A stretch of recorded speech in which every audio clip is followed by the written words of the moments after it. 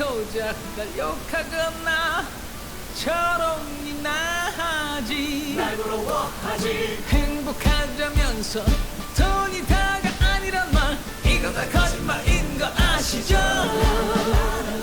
네가 하면 둘이 내가 하면 둘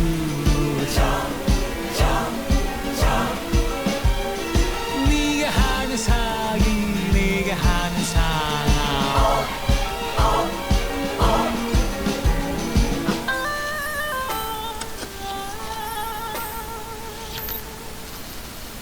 나는 말로 돈에 싫어 나의 세금들 Dirty money rules the world rules the world rules the world 나는 말로 돈에 싫어 나의 개돼지 나는 말로 돈에 싫어 나의 천민들 Dirty money rules the world rules the world rules the world 자, 오늘은 신청곡 돈의 신이었습니다. 이승환이라는 가수가 여러분 세대에서도 유명하구나. 선생님 세대 때 꽤 유명한 가수였는데 오늘은 산업혁명의 결과입니다. 산업혁명이 우리가 저번에 배웠죠. 농업사회에서 이제 산업사회로 들어가는 첫 걸음이었죠. 영국에서 일어난. 자, 근데 산업혁명이라는 게 이제 일어나면서 여러가지 물건, 다른 나라와의 어떤 교류나 무역도 굉장히 활발해지고 또 어떤 도시로 사람이 몰려들면서 도시가 커 나가면서 지금과 같은 사회가 되는 것인데 이 산업혁명이 과연 좋은 점만 존재하는가? 자, 이 명과 밝은 부분과 어두운 부분이 동시에 존재한다고 할 수 있습니다. 교과서 137쪽부터 139쪽까지 잠깐 보겠습니다. 일단 좋은 점이라기보다는 지금과 같은 사회가 되는데 기여한 부분은 뭐가 있냐면 이 산업혁명으로 인해서 이제 자본주의 경제 체제가 이제 지금과 같은 사회가 완전히 이제 자리를 잡는 거죠. 어떤 대량 생산, 공장에서 대량 생산하고 대량으로 다른 나라와 물건을 교역하면서 이제 그러다 보니까 우리나라에서 나지 않는 물건을 예전에는 굉장히 비싼 값으로 수입했는데 이제 대량으로 물건이 들어오면서 훨씬 더 저렴한 가격에 풍요로운 여유로운 삶이 가능해졌다라는 것. 그리고 대도시, 지금과 같이 이제 공장이 많이 몰려있는, 일자리가 있는 공장으로 사람들이 몰리면서 대도시가 형성된다라는 점. 지금과 같이 인구가 막 100만씩, 200만씩 넘어가는 이런 대도시들이 형성된다라는 것. 자, 그리고 이 시대에 들어서면서 이제 자본가와 노동자라는 계급, 이런 계급이 새롭게 등장합니다. 자본가는 이제 자기가 가지고 있는 돈을 가지고 어떤 공장을 짓고 사람을 돈을 주고 고용하는 거죠. 일정 시간 계약을 해서 일정 금액을 주고 그 사람의 노동력을 활용하는, 이 고용하는 사람들을 자본가라고 하고요. 노동자라는 계급은 자신이 가진 노동력을 일정한 어떤 계약을 통해서 일정한 기간 동안 일정한 금액을 받고 자신의 노동력을 제공하는 사람, 이 사람들을 노동자라고 합니다. 자, 그래서 이제 어떤 세상에 뭐 농민, 상민, 뭐 이런 사람, 귀족, 뭐 이런 존재가 있었던 데 비해서 이제는 어떤 자본가와 노동자라는 새로운 계급이 등장하면서 사회의 주요한 어떤 계층으로 자리 잡아가게 됩니다. 자, 이 시기에 처음으로 이제 자본주의가推동되면서 초기 자본주의 이론가 한 명 우리가 기억해야 됩니다. 애덤 스미스라는 인물. 이 인물이 주장했던 것은 어떤 경제체제를 주장했냐면 국가는 아무런 간섭도 안 하는 것이 가장 최고다. 국가가 간섭이 없을 때 모든 개인이 어떤 자신의 가지고 있는 최선의 어떤 선택과 어떤 개인의 이기심을 가지고 가장 합리적인 선택을 하면서 최고로 합리적으로 경제가 돌아간다는 거죠. 그에 반해서 국가 간섭을 하기 시작한다면, 예를 들어서 뭐 우리나라에서 지금 하고 있는 법 중에 뭐가 있을까? 공정거래법이라는 거 있죠. 공정거래법. 어떤 기업이 독점을 하지 못하게 독과점 방지나 이런 것들을 국가 간섭을 합니다. 지금은. 자, 근데 애덤 스미스는 이런 게 없어야 된다라고 합니다. 그래야 모두가 어떤 최선의 합리적인 선택을 하면서 가장 경제가 최선의 방향으로 굴러가기 시작한다라는 것. 이것을 자유롭게 놔둬야 된다고 해서, 국가는 아무것도 안 하고 자유롭게 놔둬야 된다고 해서 자유방임주의라고 하고요. 또 다른 표현으로는 보이지 않는 손이라고 합니다.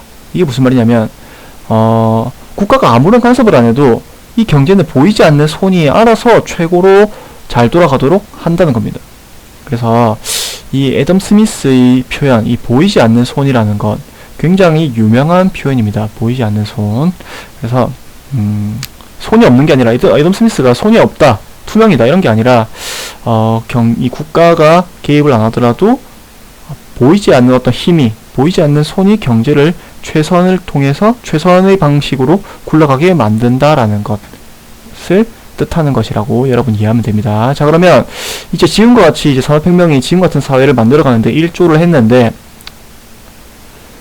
자, 여러가지 또 사회 문제가 발생합니다. 일단 빈부격차와 이 열악한 노동환경 문제를 들 수 있는데, 자, 아까 저번 시간에 우리가 인클로저 운동으로 해서 이제 수많은 농민들이 노동자로 전환되면서 도시로 찾아온다고 했죠.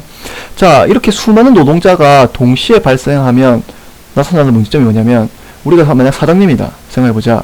자, 그러면 어떤 노동자가 말을 잘 안 듣고 띵가띵가 논다는 거죠. 논다면 이렇게 수많은 실업자, 구직자가 있는 상황에서는 그 사람을 쉽게 자를 수 있습니다. 왜냐하면 쉽게 자르고 쉽게 사람을 구할 수 있기 때문에, 내가 마음에 안 들면 이 사람을 자르는 게 굉장히 쉬워진다는 거죠. 자, 그러면 생각해보자. 우리가 월급을 예를 들어서 굉장히 적게 주겠다. 내가 다음 달부터 굉장히 얼마나 줄까? 30만원만 주겠다. 한 달에 30만원만 준다. 임금을 낮췄습니다. 자, 그러면 보통은 노동자들이 이제 30만원 받고 난 일 못하겠다, 이제 나가는 사람도 생기겠죠. 자, 그러면 이 나가는 사람이 많아지면 공장이 제대로 안 돌아가니까 이 자본가 입장에서는 30만원을 내리면 안 되겠구나, 한 100만원으로 맞춰주자. 그러면 어느 정도 남고 어느 정도 다른 사람 떠나고. 자, 그래서 어느 정도 이 시장 경제에 맞게 어떤 적당한 임금이 형성되는데, 너무나도 많은 구직자가 있다 보면 무슨 일이 생기냐면, 아무리 적게 돈을 준다고 해도 일하는 사람이 생깁니다. 그러다 보니까 내가 굳이 돈을 많이 줄 필요가 없게 되는 거죠. 자, 그래서 그리고 내가 굳이 좋은 식당과 어떤 좋은 밥을 제공 안 해도 일하러 오는 사람들이 수없이 많기 때문에 내가 굳이 돈을 많이 안 주고 굳이 열악한 노동 환경을 조성해도 일하는 사람이 많기 때문에 굳이 내가 이걸 돈 들여서 고칠 필요가 없습니다. 거기다가 지금은 법정 노동시간 8시간이죠. 하루에 한 8시간 정도 일하게 되어 있는데, 내가 15시간씩 일을 시켜도 뭐 마음에 안 들면 나가겠죠. 어떤 사람은 난 15시간 일하면 일 못하겠다 나가겠죠. 그래도 나는 쉽게 사람을 구할 수 있기 때문에 노동 환경을 열악하게 하더라도 이 시기 사람들은 아무 말 못하고 계속 일을 해야 된다는 겁니다. 자, 그러다 보니까 이제 자본가는 이걸 임금을 조금 줘도 되니까 점점 부자가 되는 것이고, 이 노동자들은 어쨌든 쇠가 빠지게 일을 하니 해도 월급을 조금밖에 못 받으니까 자꾸 가난해지는 이런 빈부격차가 확산되는 거죠. 거기다가 내가 돈을 조금만 줘도 된다. 그러니까 굳이 밥을 많이 먹는 성인 남자를 쓸 필요가 없습니다. 이 밥을 조금 먹고 말도 잘 듣는 아동, 그리고 여성, 이런 사람들을 노동자로 고용을 하면 나는 훨씬 더 돈을 아낄 수가 있겠죠. 당시 사진들입니다. 보면 다 뭐 별로 나이가 안 많아 보이죠. 이런 사람들을 고용해서 나는 일을 시키는 게 나한테는 훨씬 더 돈을 절약할 수 있는, 자본가한테는 돈을 훨씬 더 절약할 수 있는 방안이 되는 것입니다. 그리고 이제 이런 탄광 같은 데는 이런 좁은 어떤 체구가 큰 사람은 못 들어가는 공간이 있습니다. 근데 이런 데 들어가서 석탄을 캐와야 되겠죠. 그러니까 나는 이런 데는 어린이들을 보냅니다. 어린이들을 보내서 이제 여기는 어린이만 들어갔으니까 너희가 가서 일을 해와라. 그리고 얘들은 굳이 밥을 많이 안 먹으니까 밥도 많이 안 주고, 돈도 많이 필요 없으니까 돈도 많이 안 줘도 됩니다. 자, 그래서 점차 이제 사회에서 이런 문제가 발생하는 거죠. 그 다음에 이제 러다이트 운동이라는 불만이 있는데, 이건 뭐냐면, 우리가 예전에는 어떤 기계가 나오기 전에는 사람들이 모두 손으로 달라붙어야 되기 때문에 이제 사람 손으로 해야 되는 일은 사람이 다 해왔는데, 이제 기계가 생기면서 굳이 그렇게 많은 사람들을 고용할 필요가 없기 때문에 이 노동자들을 다 해고시킬 수 있게 됩니다. 자, 그러니까 이제 노동자들이 어떤 자신의 분노를 잘못 잡는 거죠, 방향을.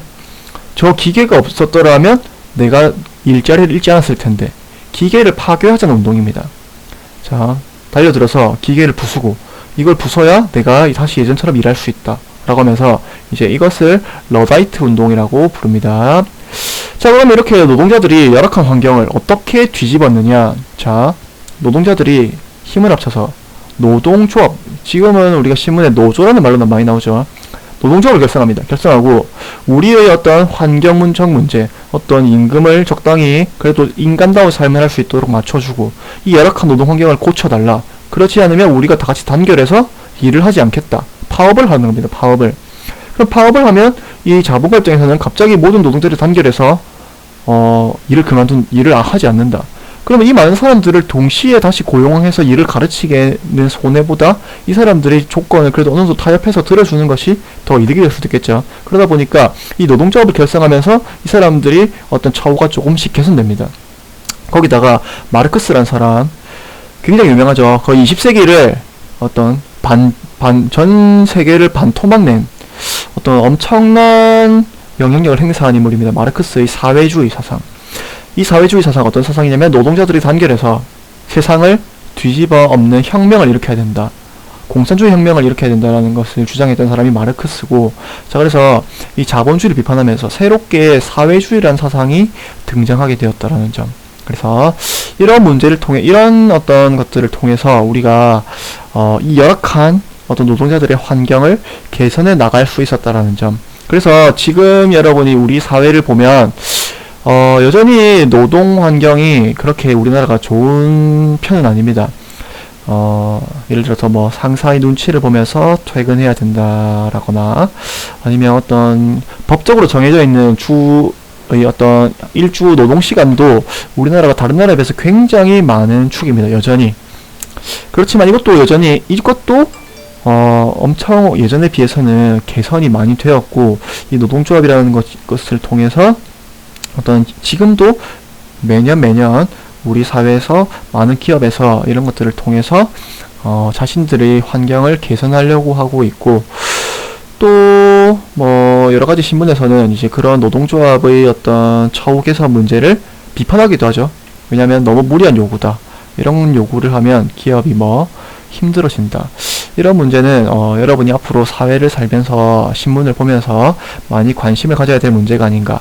왜냐하면 여러분들이 앞으로 사회에 나가서도 이런 문제를 맞닥뜨릴 수 있기 때문입니다. 오늘 수업은 여기까지고요. 수업 시간에 더 자세히 배워보도록 하겠습니다.